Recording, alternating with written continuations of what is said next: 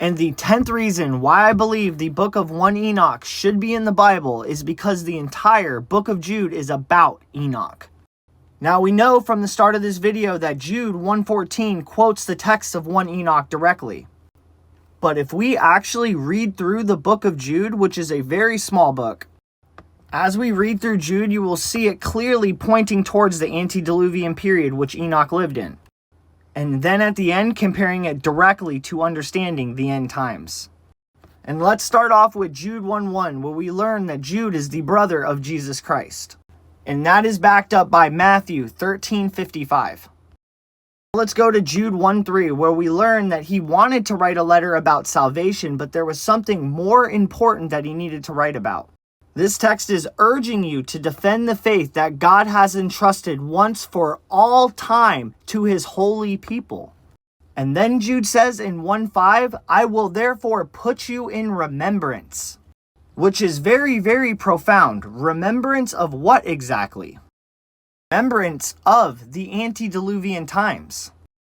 We go to Jude 1:6 and it says, and the angels which kept not their first estate, but left their own habitation, have been reserved in everlasting chains under darkness. The angels that left their own habitation is clearly referring to Genesis 6:4 when the sons of God took the daughters of men. This also has direct ties to the stories in 1 Enoch about the Watchers procreating with earthly women. And they were bound in everlasting chains because they were bound to the earth. Just like the serpent was cursed to crawl on his belly. They couldn't go to and fro anymore. They had to stay on earth. Jude 1:11, woe for them, for they have gone in the way of Cain. And Cain again is an antediluvian figure associated with corruption.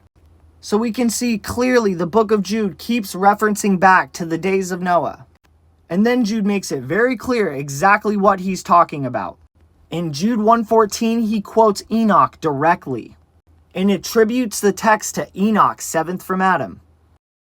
Then in Jude 1:18 through 19, he explains to you why this information is so important. But, dear friends, remember what the apostles of our Lord Jesus Christ foretold. They said to you, in the last days there will be scoffers who follow their own ungodly desires.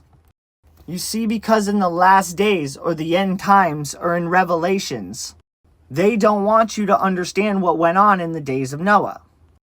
They do not want you looking at Enoch's writings, because then Christians will understand exactly what's going on.